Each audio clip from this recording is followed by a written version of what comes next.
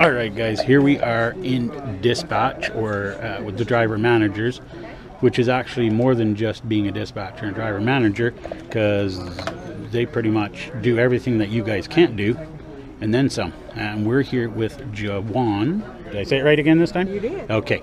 She's been with Celadon 19 years. Going on 19. So we're talking some serious experience here. So she's seen it, done it, heard it. You ain't getting away with it. Not at all. So tell us a little bit about your daily routine that you do with your guys and what you expect from them. Well, they start their mornings pretty early, and they basically tell me what their agenda is for the day. So we're like teamwork. They tell me what they get them to do, and I tell them what I need them to do. Macros, right? Brake efficient. Inspecting of the tractor and trailers before you take off. And make the day go smooth for both. Yeah, it's good.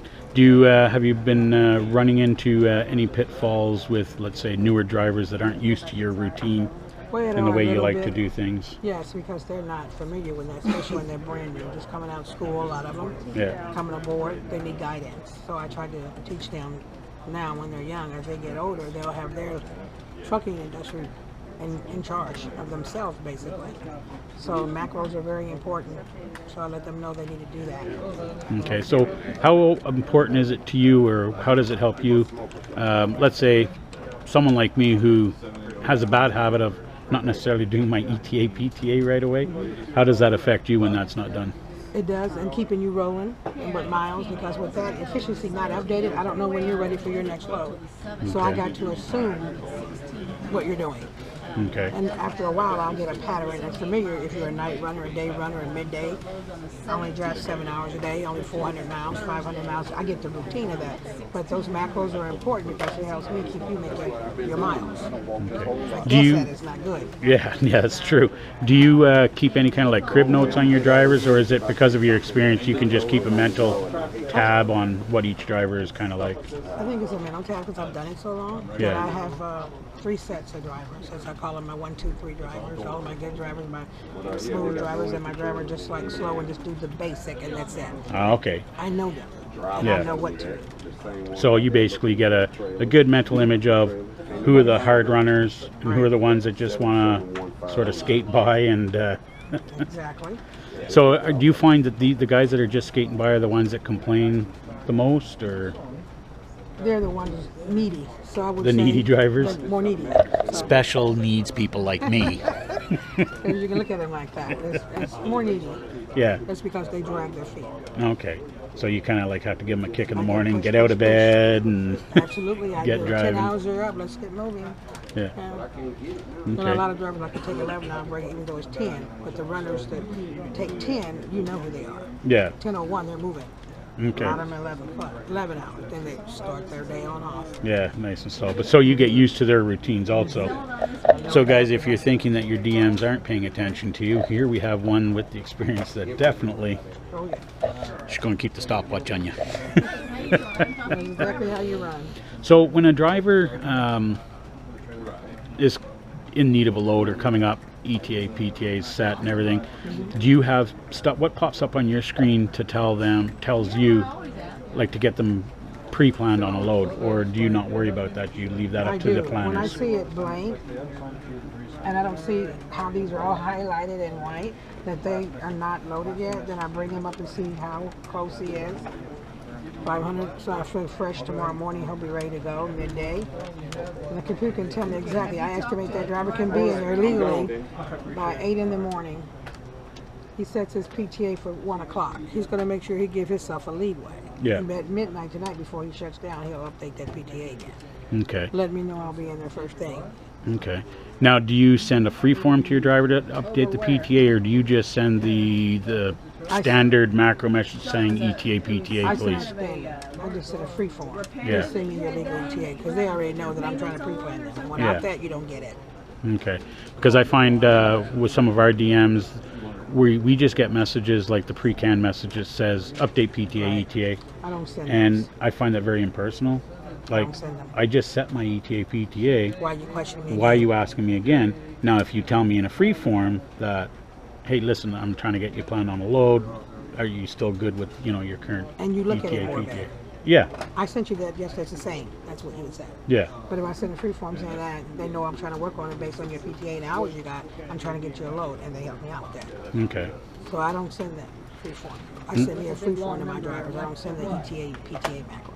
Yeah. So you just, I get it's more of a with personal it. touch. Yeah. Exactly. And they admire that. That's kind of what I like to see. And they like that. Yeah. Okay. Do you find you're the only one that does that, or do you find in general everyone sort of does that? I think different ones probably do it to different drivers that they're aware of that runs hard, but I do my whole fleet like that. Okay. And they know that. Okay. I mean, like I say, in the morning when I come in, I greet everybody with a morning message, not a fleet message. They get individual. Okay. That lets them know I'm aboard, I'm here if you need me. Everybody else phone ringing and doing whatever. I'm slow motion because they're all in gear, rolling, and don't need anything unless something happens. Tires, doors, trailer, pickup numbers, something that I can just shoot right back. Other than that, I'm sitting here like nothing. Yeah. Just watching everybody roll. Okay. Now, one of the things I hear, you know, trucker gossip, trucker chat, you know, everyone complains and points the finger. A lot of guys say, oh, you know, DMs, they've probably never seen the inside of a truck. So what's your relationship to trucking? Well, I have a personal relationship because my husband was one before he passed away. So you have a good concept of what the road is like, what it's like to be in a truck. Do you find a lot of DMs are in your situation where they do have a first connection, or do you think a lot of DMs should actually get out and I think see the inside of the truck? And I think something like once a year we'll go out in the yard and they'll have a trailer out there and let them see what the wooden trailer, the metal trailer floors are like when they use their strap low bars. They do that yearly, and all the DMs have to go and participate, and it helps. Sliding your fifth wheel, the tandems where you know when you're weight and overweight. Okay. So it helps. So they do get a little bit of hands-on Yes, they do. to see what the truck is about, other than they don't live in it like we do, but So they do have something here for us DMs yearly. Yeah. And that's a good thing. good. Shows us how the call palm is in there with you guys. Yeah. Yeah. So you guys get a somewhat of a feel of what we're working with. Right, and it helps. Okay. Now, just to let everyone know, how many years in total? Like I said, you've been here at 19 years, but you've been around trucking for a very long time. So how many years in total have you been? About 39. 39 years. 39. So that's some serious experience there. And all in dispatch, yes. That's a long time. Well, we definitely commend you for that. Thank you. And I'm actually wish we had more DMs like you. There's a lot of potentials growing here in Yeah. Celadon that Yeah. it's very strong. It's having that attitude that helps a lot of us. So now back to the planning a driver, and I'm trying to keep the camera away from the screen because I know you're still working here. But when you see an empty spot and you're planning a driver, do you get load suggestions, or do you have to go to like a freight screen type deal to pick out for the driver? You do. You have a freight screen and it's detailed, and it gives you what less miles you have to deadhead to. Okay. Well, keep the minimum where the company's making money as well. Yeah. Like, you're not sending Yeah, the driver lower out wages. deadhead, the better it is Yes. for everybody. So I go on there and look and see if I feel that it's something in that box and category that I feel my driver can do. Like, I send it to them. If that, I leave it because they got local drivers. Let them do that. Yeah. I'll wait until something comes up better, and I just keep checking daily. So you just go back and forth for the ones 5 minutes. that you know don't have a pre-plan on them yet. Right. And you try to find something that's suitable. Exactly. I've been watching this guy forever. So that one just popped up for him. So I watch him and I bring him up to see what the progress is before I do anything. Okay. Yeah, because you don't want to plan somebody on something and then all of a sudden He can't do it. he can't do it.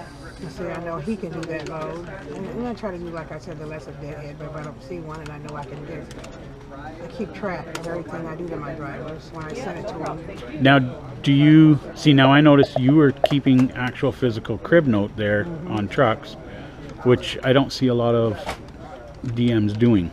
I do that because when I sign my driver something and I know they can do it based on their hours, I go in there and I physically check it out myself. Okay. Because I know if they can do it or not. It tells me that driver can be there actually early. Okay. I'll go ahead and verbal it for him. He knows to call me, and Yeah. he will. He knows Okay. not to stop, and when he hears a beep, he'll call me, do I have a plan or something I need to know. So you don't have an issue with your drivers calling you? I prefer. Yeah. I don't want them stopping. When they See. start their routine, they're not stopping. Normally when they start in the morning, they won't stop until they get to their 30-minute Yeah, break because I mean, every time you stop to answer a message, that takes away 10 minutes from of your time. of your driving. Okay. So, and they know that, and they won't. Yeah. They'll call in and say, verbal that for me, or I'll call them and say, I just signed your load, I'll verbal it for you whenever you stop confirming. Yeah. So Okay. I'm good with that. Well, that's excellent. Well, I thank you again. This is actually try number 2, guys, because we tried to do this yesterday and the file got corrupted. So I really thank Joanne for taking the time out a second time to talk to me. And hopefully it helps you guys get a better understanding of what a really good experienced DM can do. Now we just got to get all the rest of them trained this way. And they're coming. They're coming along. Yeah. Okay, So so anything to just do you as want well. to say to the drivers? Well, safety is number one. And we all got families that want to go home to our loved ones. So safety number one, and then your money makers number 2. All right. Miles. Well, thank you very much. All right, guys. So now we're with DM number 2, Candy Hoop. Did I say it right? It's close enough. Close enough? Okay. Nobody gets it right. Leave it to me to mess it up. And she's a DM here at Celadon Indy also. How many years have you been here? 9.5. 9.5. But I've been in the trucking business for almost 30 years. So. 30 years. So you have a good understanding. Was it because your husband Oh, or no, I'm not you married. drove or? No, I just started. My dad was in it, and so I just kind of took off from him. So it's in the family. It's in the blood. Yep, Once it's I in the think so, yeah. blood, it never leaves, Yeah. right? So we want to talk to Candy just for a few minutes here too, because we've got a good idea from Joanne, but we want to hear from her. What are some of her pet peeves or things that daily issues that you run into with some of the drivers, what they're not doing that they could do better to help you do your job? Right. You know, I stress a lot about macro 7s, and I can't explain enough. Drivers don't think that's a big deal. Sending in your macro 7, your ETA and PTA. That helps us help them get more miles, and I try to stress so much about that. And still, even with my drivers being, you know, seasoned drivers, they don't think it's a big deal because they think, well, the system's setting it, and I don't need to. And but that, you know, if you can deliver early, you know, they put that on there. That way, I know for sure before I reach out to try to switch something, that I know that they think that they can do it. You know, what I think they can do, but I want them to tell me. Yeah, because you don't want to guess wrong, and then I don't want to put them in the position, you know, to think, well, you know, I just can't do it. I don't want them to be stressed. I just want everything to go smoothly. Okay. And then the macro 7s is a big deal. Now, do you do like Joanne? Do you keep like crib notes on your drivers? Oh, yeah. Do you? Yeah, it's just because there's all kinds of stickies here, so that's kind of evident in a way. Do you just send the standard macro to say update ETA PTA, or do you send a free-form personal message? It depends on the situation, but most of the time I'm sending a free form, asking them to update their macro. Okay, which gives it a personal touch, I find. Most of the time I run into, and I'm sure a lot of other drivers do, is a lot of DMs are just sending the standard, you know, update message, and in our minds we say, well, we just did that like a few hours ago. Well, you know, why do I got to do it again? Yeah, well, see, the thing about it is there's so many times that, you know, people at night, if they show that they're running late or something, they're asking for that. Okay. I don't know that they've asked for that unless I go through every message. Okay. So, you know, in the mornings when I start, you know, I may say, you know, can you send me an updated ETA or PTA? Sometimes I might send the canned message, but most of the time, you know, and I'm sending it with signing my name, but I still get the call saying, you know, I just did that such and such a time. Well, you know, I have to go back through 46 drivers. I was just going to say, how many drivers do you, because I know Joanne, she said she dealt with over 40 drivers, so what's the average here? Is every DM got about 45 to 50 drivers? Or? Yeah, most of them have over at least 35. Some of the more experienced DMs have more. Okay. I guess they think we're You're more smart enough. special. Yeah, we're the special. You can skip through it really quick. And so, are you having any issues? Because when I was talking to the CSRs earlier, there seemed to be having issues with drivers not keeping their appointment times and late deliveries, late pickups. Are you finding that to be an issue with your guys? The issue with that is that, you know, the way we're planning now, we're planning 2-3 loads out, So when things happen to the first load, you know, that's got the ripple effect. Yeah, you got the domino effect. Yeah. So, you know, even though we let them know ahead of time, you know, they maybe they're, you know, it could be more proactive in changing it, finding a different driver if need be. That's a lot of it. Yeah. Because, you know, we're stacking these drivers up, and anything can happen, as you well know, traffic or whatever, and an hour can make a big difference down the road. Yeah. So that's the, you know, that's a lot of what I see. And I'm not going to say that we're not, you know, perfect stars, but that's a lot of it. I mean, there's some drivers that take a little more than their 10-hour break, they oversleep, but that's normal. Yeah, I mean, you know, that happens. It's trucking. Yeah. You know, you drive a truck for, you know, 10 hours a day and, you know, 11 hours a day, and then have to take a 10-hour break. Sometimes you just can't turn it off and go to sleep for 10 hours. Yeah. So, Now, do you do like Joanne? Do you try to get your guys to run early, or do you just let them do whatever they want? I'd like for them, depending on the load. Sometimes, you know, if their pre-plan is, you know, loading later, I want them to start later in the day so they have more on their 14-hour clock so they don't run out. So it kind of depends on the freight that we have. Okay. All right. One of the things I'm hearing from a lot of drivers is they're having issues with miles, not getting miles. What do you, because I know there's always two sides to the story. So the driver says, oh, I'm not getting any miles, I'm not getting any miles, and they're blaming the DMs because you're their only thing. It's not necessarily the DMs, but... No, because there's more than, you know, we're not the only ones planning. Yeah. And we can't go out of the box. We can only do what we see. Yeah. We can't, like, go out and search and whatnot like the planners do. Okay. And, you know, right now freight's not that great. So. Yeah, it's a little slow right now. But what I mean, what I want to say on that is, like, there's two sides. So now the driver's saying I'm not getting miles. Are you finding it's a lot because they're either taking a lot of time off, or they're not giving good PTAs? The PTAs is a big thing. That's what I said earlier. Yeah. PTA is a big thing. If they can deliver early, you know, if they can, you know, send in the PTAs after they send their leaving stop, then we know that. We can work on doing that, get the load changed so we can get delivered earlier.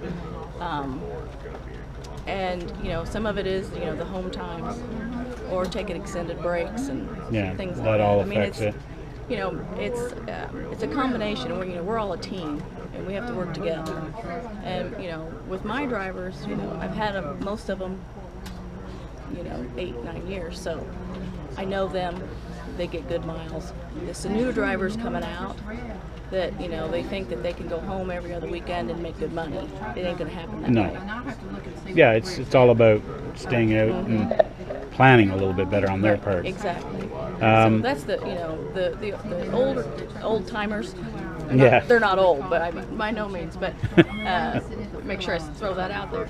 But it's the newer drivers that think that, you know, they can go out and they can make a certain amount of money and go home, you know, every other weekend. Yeah. Those are the ones that, you know, the ones that complain about not getting What would you say is a good average for a driver to stay out and then go home? You know, we're talking, you know, at least 6 weeks. 6 weeks? Yeah.